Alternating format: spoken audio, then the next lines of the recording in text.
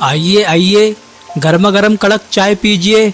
एक बार मेरी चाय का स्वाद चख लीजिए, फिर कभी नहीं भूल पाएंगे। रमेश की स्वादिष्ट मसाला चाय। रमेश अपनी छोटी सी दुकान पर बस से उतरे यात्रियों को आवाज लगाकर बुला रहा था। रमेश की दुकान छोटी थी, लेकिन उसकी चाय के स्वाद में कोई कमी नहीं थी। वो बहुत मेहनती और ईमानदार इंसान था। वहीं बस स्टैंड के पास मदन लाल की बड़ी और आकर्षक चाय पकौड़ों की दुकान थी, जिस कारण रमेश की दुकान पर बहुत कम ग्राहक आते थे। ज्यादातर यात्री मदन लाल की दुकान पर जाकर बैठते थे और वहीं बारिश का आनंद लेते थे। कुछ देर बाद दो यात्री चाय और पकौड़े खाकर बिल चुकाने के लिए काउंटर पर पहुंचे। भाई साहब, कितने पैसे हुए? 150 रुपये। 150 रुपये? इतनी महंगी चाय और पकौड़े? ऊपर से चाय में तो बिल्कुल भी स्वाद नहीं था। इंसान चाय इसलिए पीता है उसका मूड अच्छा हो जाए, लेकिन आपकी चाय पीकर तो हमारा मूड ही खराब हो गया। और पकौड़े भी बिल्कुल बेस्वाद थे। आप यात्रियों से ज्यादा पैसे वसूल रहे हैं। या तो दाम कम कीजिए या फिर अपने खाने की चीजों का स्वाद बढ़ाइए। देखिए, मुझे सीख देने की जरूरत नहीं है। मुझे अच्छी तरह से पता है मुझे क्या करना है और क्या नहीं। आप 150 रुपये दीजिए। मदन लाल की बातों में बिल्कुल भी मिठास नहीं थी। वो अपने ग्राहकों से कभी प्यार और सम्मान से बात नहीं करता था। उसे इस बात का घमंड था कि उसकी दुकान पर सबसे ज्यादा ग्राहक आते हैं, इसलिए वो अपनी मन मर्जी से दाम वसूलता था। दोनों यात्री नाराज होकर वहां से चले गए। तभी उन्हें पास ही रमेश की छोटी सी दुकान से आती चाय की भीनी भीनी खुशबू महसूस हुई। वो दोनों रमेश की दुकान की ओर बढ़ गए। भाई साहब, आपकी चाय की खुशबू तो बहुत दूर तक आ रही है। हमें भी एक एक कप चाय चाहिए। क्यों नहीं भाई, बस 2 मिनट का समय दीजिए। रमेश ने बड़े प्यार और सम्मान के साथ चाय बनानी शुरू की। कुछ ही देर में उसने दोनों यात्रियों के सामने गर्मा गर्म चाय के कप रख दिए। लीजिए भाई, आशा करता हूँ आपको पसंद आएगी। दोनों यात्रियों ने जैसे ही चाय का पहला घूंट लिया, उनके चेहरे खिल उठे। वाह, क्या शानदार चाय है। ऐसा स्वाद तो हमने बहुत दिनों बाद चखा है। सच कहा आपने, चाय में स्वाद भी है और आपके व्यवहार में मिठास भी। रमेश के चेहरे पर हल्की मुस्कान आ जाती थी। जब भी कोई ग्राहक उसकी चाय की तारीफ करता, उसका मन खुशी से भर जाता। लेकिन इस बार बारिश का मौसम उसके लिए परेशानी लेकर आया था। उसे उम्मीद थी कि बारिश में उसकी चाय खूब बिकेगी, पर ग्राहक दिन पर दिन कम होते जा रहे थे। रमेश उदास होकर बोला, मुझे लगा तो बारिश में मेरी चाय की बिक्री बढ़ेगी, लेकिन मेरी छोटी दुकान देखकर कोई ग्राहक मेरी दुकान पर ही नहीं आ रहा। अगर ऐसे ही चलता रहा तो मुझे दुकान बंद करनी पड़ जाएगी। रमेश चिंतित जरूर था, लेकिन जब भी कोई ग्राहक उसकी दुकान पर आता, वो मुस्कुराकर उसका स्वागत करता। तभी उसकी नजर एक आदमी पर पड़ी। वो बारिश में पूरी तरह भीग चुका था। भाई साहब, बारिश बहुत तेज है। मुझे कुछ देर आपकी दुकान में बैठने दीजिए। बारिश रुकते ही मैं चला जाऊंगा। नहीं नहीं, तुम्हारे कपड़े गीले हैं, मेरी दुकान गंदी हो जाएगी। मुझे ठंड लग रही है, बस थोड़ी देर बैठने दीजिए। अगर कुछ खरीदना नहीं है तो यहाँ मत खड़े रहो। मेरी दुकान मुफ्त में बैठने के लिए नहीं है। वो आदमी बार बार विनती करता रहा, लेकिन मदन लाल का दिल नहीं पिघला। यह देखकर रमेश को बहुत दुख हुआ। कैसा समय आ गया है, इंसान इंसान की मदद करने से कतराता है। फिर उसने उस आदमी को आवाज लगाई, भैया आप यहाँ आ जाइए। बारिश रुकने तक आराम से मेरी दुकान पर बैठिए। रमेश बारिश में भीगे हुए उस आदमी को अपने पास बुलाता है। उसकी दुकान छोटी थी, लेकिन फिर भी उस बेसहारा आदमी को बैठने के लिए जगह देता है। अरे भैया, जब घर से बाहर निकले थे तो छतरी लेकर निकलते। मॉनसून शुरू हो चुका है, कब बारिश शुरू हो जाए कुछ पता नहीं चलता। हाँ, तुम ठीक कह रहे हो, लेकिन मेरे पास तो रहने के लिए छत भी नहीं है। काफ़ी समय से बेरोजगार घूम रहा हूँ। आज काम की तलाश में निकला था, पर काम तो मिला नहीं। ऊपर से बीच रास्ते में बारिश में फंस गया। आपको तो बहुत ठंड लग रही है। मैं अभी आपके लिए गर्मा गर्म अदरक वाली चाय बनाता हूँ, सारी ठंड छूमंतर हो जाएगी। मैंने अभी बताया कि मैं बेरोजगार हूँ, काम की तलाश में भटक रहा हूँ। मेरे पास एक भी पैसा नहीं है। अरे, पैसों की चिंता छोड़िए, इंसानियत भी कोई चीज़ होती है। यह लीजिए, चाय पीजिए। वैसे आपने अपना नाम नहीं बताया। मेरा नाम विक्रम है। आपसे मिलकर बहुत खुशी हुई। आप जैसे ईमानदार और नेक दिल लोग आजकल बहुत कम मिलते हैं। पहले मैं शहर के एक छोटे होटल में काम करता था। लोग मेरे हाथ के पकौड़े बहुत पसंद करते थे, लेकिन होटल बंद हो गया और उसके बाद काम की तलाश में भटक रहा हूँ। रमेश और विक्रम काफी देर तक बातें करते रहे। विक्रम बारिश के रुकने का इंतजार कर रहा था, लेकिन बारिश मानो आज थमने का नाम ही नहीं ले रही थी। धीरे धीरे शाम ढल गई और रमेश की दुकान बंद करने का समय हो गया। विक्रम भाई, अब मेरे घर जाने का समय हो गया है। ठीक है, तुम दुकान बंद कर दो। मुझे तो नहीं लगता कि बारिश अभी रुकने वाली है। शायद मुझे इसी बारिश में भीगते हुए जाना पड़ेगा। अरे विक्रम भाई, मैंने आपको भाई सिर्फ कहने के लिए नहीं कहा, दिल से माना भी है। आज रात आप मेरे घर पे ही रुक सकते हैं। रमेश की ये बातें सुनकर विक्रम का दिल भर आया। वो रमेश की सादगी, इंसानियत और नेक दिली से बहुत प्रभावित हुआ। इसके बाद रमेश ने अपनी दुकान बंद की और विक्रम को अपने साथ घर ले गया। घर पहुंचकर दोनों ने साथ बैठकर खाना खाया। खाना खाते समय विक्रम कुछ सोचते हुए रमेश से बोला, रमेश भैया, मुझे एक बात समझ नहीं आई।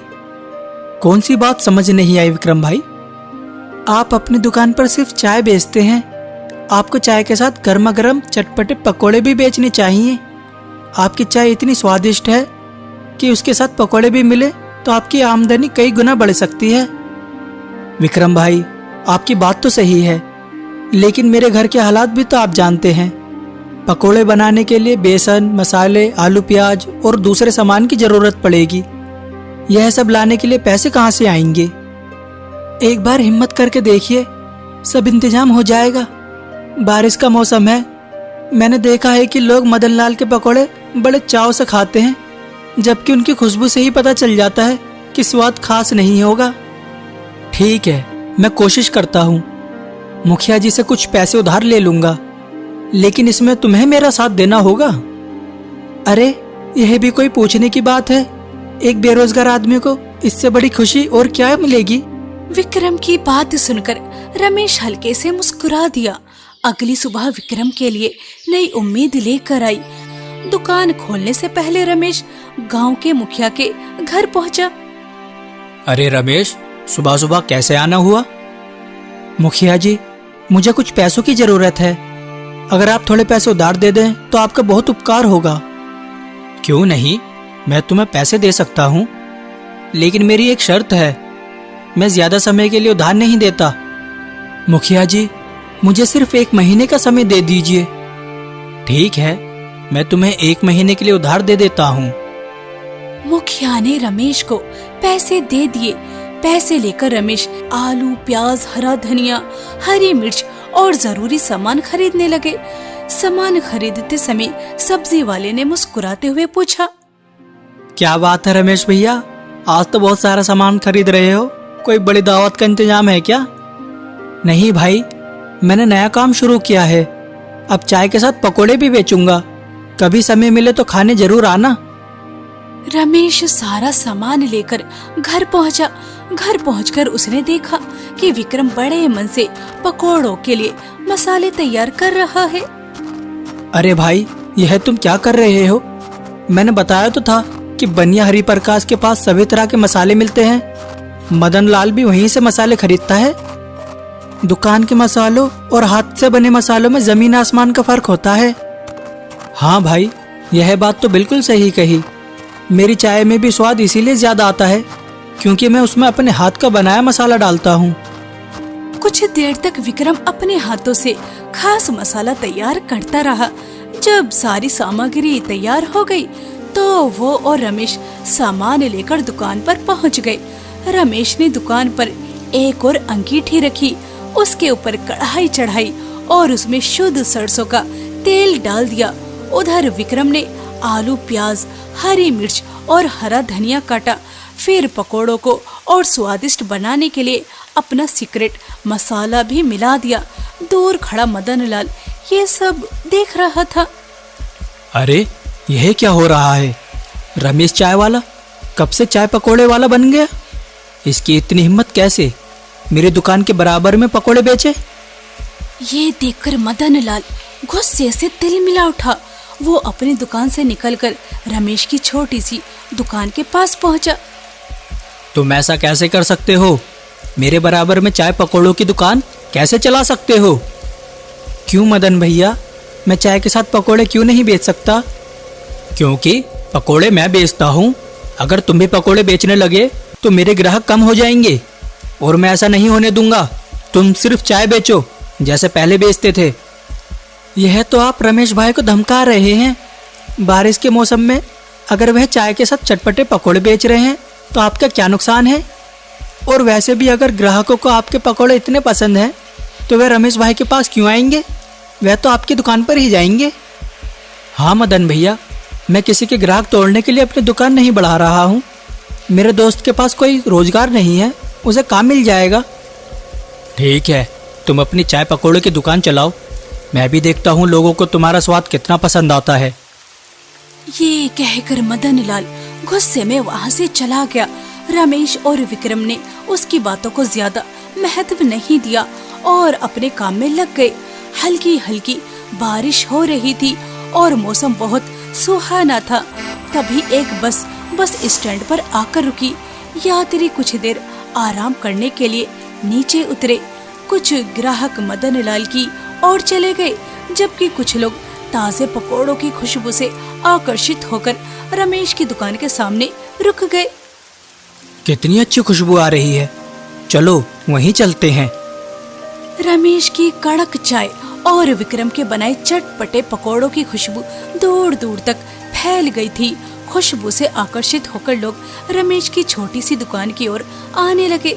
धीरे धीरे दुकान ग्राहकों से भर गई। रमेश लगातार चाय बना रहा था और विक्रम गरम गरम पकोड़े तल रहा था। दोनों मुस्कुराकर ग्राहकों को चाय और चटपटे पकोड़े परोस रहे थे। मैंने तुम्हारी चाय पहले भी पी है, बहुत स्वादिष्ट होती है, लेकिन इन चटपटे पकोड़े ने तो स्वाद में चार चांद लगा दिए। ऊपर से सुहाना मौसम, मजा आ गया। आपका बहुत बहुत धन्यवाद। फिर कभी मौका मिले तो दोबारा जरूर आइएगा। इतनी स्वादिष्ट चाय और पकोड़े खाने के बाद तो दोबारा आना ही पड़ेगा। रमेश की चाय और विक्रम के पकोड़े खाकर सभी ग्राहक बेहद खुश थे। हर कोई उनकी तारीफ कर रहा था। वहीं दूसरी तरफ मदन लाल की दुकान पर, अरे इससे ज्यादा स्वादिष्ट पकोड़े तो मैं घर पर बना देती। इतने पैसे देने की यहाँ क्या ही जरूरत थी? इतने पैसों में क्या 5 स्टार होटल जैसा स्वाद चाहिए? इस तरह दुकान नहीं चलती। ग्राहकों से बात करने की भी तमीज होनी चाहिए। अगर आपका यही व्यवहार रहा तो एक दिन आपकी दुकान बंद हो जाएगी। मुझे तुम्हारी सलाह की कोई जरूरत नहीं है। खाना है तो खाओ, वरना मत खाओ। मदन लाल का रूखा व्यवहार देखकर कई ग्राहक दुकान के बाहर ही रुक गए। अब रमेश की दुकान पर स्वादिष्ट चाय के साथ चटपटे पकोड़े भी मिलने लगे थे, इसलिए ग्राहक मदन लाल की दुकान छोड़कर रमेश की दुकान की ओर आने लगे। हल्की हल्की बारिश अब तेज बारिश में बदल चुकी थी। रमेश की छोटी सी दुकान ग्राहकों से भरी हुई थी और बैठने की जगह कम पड़ रही थी। माफ कीजिए, दुकान में अब बिल्कुल जगह नहीं बची है। अरे इस मौसम में आपके चटपटे पकोड़ों की खुशबू ने तो मेरा मन ललचा दिया है। अगर बैठने की जगह नहीं है तो मेरे लिए पकोड़े पैक कर दीजिए। तेज बारिश और जगह की कमी के कारण कई ग्राहक बिना कुछ खरीदे लौट गए। शाम को घर पहुंचकर रमेश और विक्रम दिन भर की सफलता के बारे में बात करने लगे। विक्रम भाई, आपका सुझाव तो कमाल का निकला। लोग हमारे पकोड़े बहुत पसंद कर रहे हैं। बात तो सही है, लेकिन आपने देखा होगा कि कितने ग्राहक जगह न होने की वजह से वापस चले गए। अगर हमारी दुकान थोड़ी बड़ी होती तो कोई भी खाली हाथ नहीं जाता। यह तो सही है, लेकिन बस स्टैंड के आसपास हमें कोई बड़ी दुकान नहीं मिलेगी। मुझे एक उपाय सूझ गया है। दुकान के सामने जो खाली जगह पड़ी है वहां हम एक मजबूत छप्पर लगा देते हैं। उसके नीचे हम चाय और पकोड़े बनाएंगे और दुकान के अंदर पूरी जगह ग्राहकों के बैठने के लिए छोड़ देंगे। अरे वाह, यह तो बहुत बढ़िया विचार है। अगले ही दिन दोनों ने मिलकर दुकान के सामने खाली जगह पर टीन का एक मजबूत छप्पर लगा दिया, ताकि बारिश से अंगीठियां सुरक्षित रहें और दुकान के अंदर ग्राहकों को बैठने के लिए अधिक जगह भी मिल सके। अंदर ग्राहकों को बैठने के लिए कुछ बेंच भी लगवाए। उधर मदन लाल रमेश की बढ़ती तरक्की देखकर अंदर ही अंदर जल रहा था। जिस तरह से उसकी दुकान पर ग्राहक जा रहे हैं, उसे देखकर लगता है कि एक दिन मेरी दुकान पर कोई नहीं आएगा। आखिर मैं ऐसा क्या करूं कि ग्राहक उसके पास जाना ही बंद कर दें। मदन लाल का ध्यान अपनी दुकान सुधारने पर नहीं था। वो हर समय यही सोचता रहता था कि रमेश क्या कर रहा है, उसकी दुकान पर कितने ग्राहक आ रहे हैं और उसकी कितनी कमाई हो रही है। ये सब देखकर उसकी जलन दिन पर दिन बढ़ती जा रही थी। एक दिन मदन लाल बाजार में सब्जियां खरीद रहा था, तभी उसकी नजर विक्रम पर पड़ जाती है, जो बाजार में सब्जियां खरीद रहा था। आज इसके साथ रमेश नहीं है, यही सही मौका है विक्रम से बात करने का। इसे ज्यादा पैसे देकर अपने पास बुला लूंगा और फिर मेरे लिए पकोड़े बनाएगा और मेरी दुकान पर ज्यादा ग्राहक आएंगे और रमेश का धंधा चौपट हो जाएगा। विक्रम की वजह से ही उसकी दुकान चल रही है। अब देखो मैं क्या करता हूँ। मदन लाल यही सोचकर विक्रम के पास जाता है। अरे विक्रम, रमेश के पास रहकर तुम्हें कुछ नहीं मिलने वाला। अरे देखो, अगर तुम मेरे साथ काम करोगे तो मैं तुम्हें अच्छे पैसे दूंगा। मदन लाल जी, रमेश भाई ने मेरा हाथ उस समय थामा था जब मैं बेरोजगार था, एक समय के खाने के लिए तरसता था। रहने के लिए मेरे पास कोई छत नहीं थी। बुरे वक्त में उन्होंने मेरा साथ दिया और आप चाहते हैं कि मैं ऐसे अच्छे इंसान का बीच रास्ते में हाथ छोड़ दूं? ईमानदारी से कुछ नहीं होता। देखो, अगर तुम मेरी दुकान पर आओगे और मेरे लिए पकोड़े बनाओगे तो मैं उसकी बहुत अच्छी रकम दूंगा, जिससे तुम्हारी जिंदगी आसान हो सकती है। अगर आप अपनी दुकान भी मेरे नाम करोगे तब भी मैं रमेश भाई के साथ बेईमानी नहीं करूंगा। मैं हमेशा उनके साथ कदम से कदम मिलाकर चलूंगा। चंद रुपयों के लिए रमेश भाई का भरोसा नहीं तोड़ूंगा। मदन लाल को लगा जैसे वो विक्रम को अपनी साइड कर लेगा, लेकिन विक्रम ईमानदार इंसान था, पैसों का लालच नहीं किया और वहाँ से मुस्कुराकर चला जाता है। अब तक रमेश की चाय और विक्रम के चटपटे पकोड़ों की चर्चा दूर दूर तक फैल चुकी थी। बस से उतरे यात्री सीधे रमेश की दुकान की ओर बढ़ गए। सच कहूं तो इतने स्वादिष्ट पकोड़े मैंने आज तक नहीं खाए। मदन लाल तो एक कप चाय और एक प्लेट पकोड़ों के इससे कहीं ज्यादा पैसे लेता है। हमारा मकसद सिर्फ कमाई करना नहीं है, हम चाहते हैं कि ग्राहक खुश होकर जाए और हमारा काम ईमानदारी से चलता रहे। रमेश की बात सुनकर ग्राहक बहुत खुश हुआ। इस तरह बारिश के मौसम में रमेश और विक्रम के चाय पकोड़ों की दुकान खूब चलने लगी। 1 महीने के अंदर ही रमेश ने मुखिया का सारा उधार चुका दिया। एक दिन रमेश खुशी खुशी विक्रम से बोला, विक्रम भाई, यह सब आपकी सलाह और भरोसे की वजह से ही संभव हो पाया है। देखिए, हमारी दुकान की चर्चा चारों तरफ हो रही है और लोग दूर दूर से चाय पकोड़े खाने आते हैं। नहीं भाई, यह तो हम दोनों की मेहनत है। बिल्कुल, हम हमेशा मेहनत और ईमानदारी के रास्ते पर चलेंगे और लोगों को प्यार से चाय पकोड़े परोसते रहेंगे। समय के साथ रमेश और विक्रम का व्यापार लगातार बढ़ता गया। दोनों की नीयत साफ थी और वो हमेशा सच्चाई के रास्ते पर चलते थे।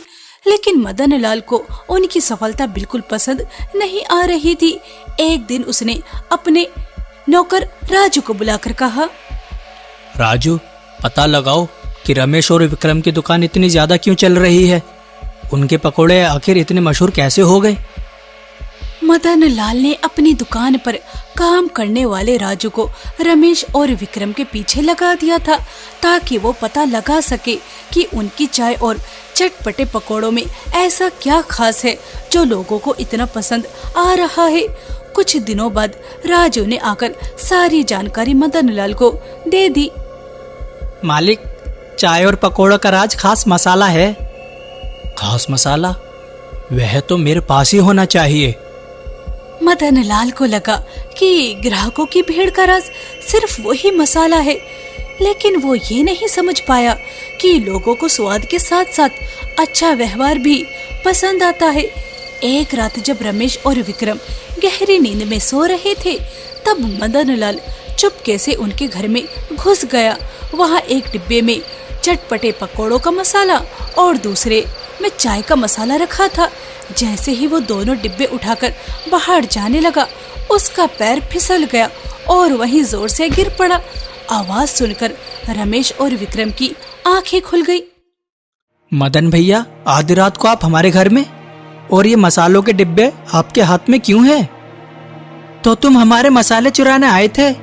तुम्हें तो मुखिया जी के पास ले जाना चाहिए। गांव वालों को भी तुम्हारी सच्चाई पता लगनी चाहिए। नहीं नहीं, मुझे मुखिया जी के पास मत ले जाओ। गांव वालों को मत बताना, मेरी बहुत बदनामी हो जाएगी। मदन भैया, क्या आपको लगता है कि सिर्फ इन मसालों की वजह से ग्राहक हमारे पास आते हैं? हाँ, मुझे यही लगता था। बात सिर्फ मसालों की नहीं है। हम शुद्ध सामान इस्तेमाल करते हैं और ग्राहकों से प्यार और सम्मान से बात करते हैं, लेकिन आप ज्यादा कमाई के लालच में तेल देर से बदलते हैं, अच्छे मसाले भी नहीं खरीदते और ग्राहकों से ठीक व्यवहार भी नहीं करते। मदन लाल को अपनी गलती का एहसास हो गया। तुम दोनों बिल्कुल सही कह रहे हो। लालच में आकर मैंने गलत रास्ता चुन लिया। अब मुझे समझ आ गया है, गलती मेरी ही थी। मुझे माफ कर दो। आज से मैं ईमानदारी और मेहनत से अपनी दुकान चलाऊंगा। अगर आपको अपनी गलती का एहसास हो गया है तो यही सबसे बड़ी बात है। हमेशा सच और ईमानदारी के रास्ते पर चलना चाहिए। किस्मत में जो लिखा होता है वह मेहनत से जरूर मिलता है। रमेश और विक्रम ने मदन लाल की बात मान ली और गांव वालों के सामने उसकी बेइज्जती नहीं की। यह देखकर मदन लाल बहुत भावुक हो गया। उसने दोनों से माफी मांगी और वहां से चला गया। उस दिन के बाद मदन लाल बदल गया। वो ग्राहकों से प्यार और सम्मान से बात करने लगा, अच्छी गुणवत्ता के सामान इस्तेमाल करने लगा और पूरी ईमानदारी और मेहनत से काम करने लगा। कुछ महीनों बाद एक दिन रमेश ने विक्रम को दुकान के बाहर बुलाया। क्या हुआ? रमेश मुस्कुराया और दुकान की बोर्ड की तरफ इशारा किया। पुराने बोर्ड की जगह नया बोर्ड लगा था।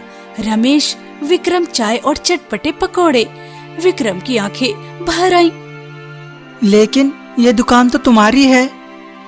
नहीं भाई, जिस दिन तुम बारिश में मेरी दुकान पर आए थे उसी दिन से ये हमारी बन गई थी। दोनों मुस्कुराए। दूर खड़ा मदन लाल भी मुस्कुराया। व्यापार सिर्फ स्वाद से नहीं चलता, सम्मान, भरोसे और इंसानियत से चलता है।